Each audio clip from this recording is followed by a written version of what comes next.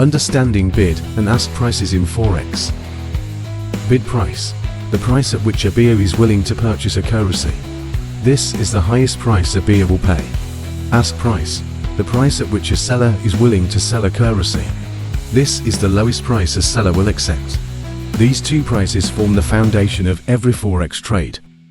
How bid and ask prices work together. Currency pairs always have two prices, the bid and the ask.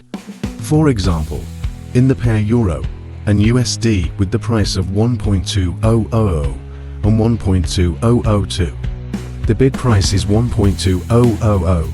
It means buyers are willing to buy at this price. The ask price is 1.2002. It shows sellers are willing to sell at this price. As a trader, you buy at the ask price and you sell at the bid price. Understanding the spread. The spread is the difference between the bid and ask prices.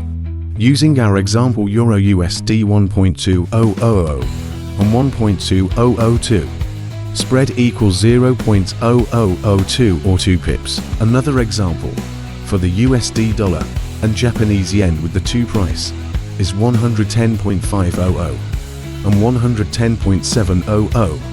Spread equals 0.200 or 20 pips. The spread represents the broker's profit and your cost of entering the trade. A smaller spread means lower costs for the trader.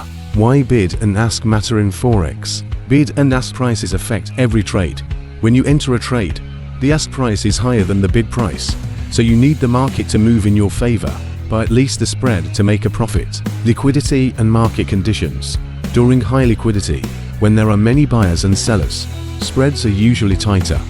In volatile markets, spreads can widen, increasing trading costs. That's bid and ask price in Forex. Just remember, as a trader, you'll buy at the ask price and sell at the bid price.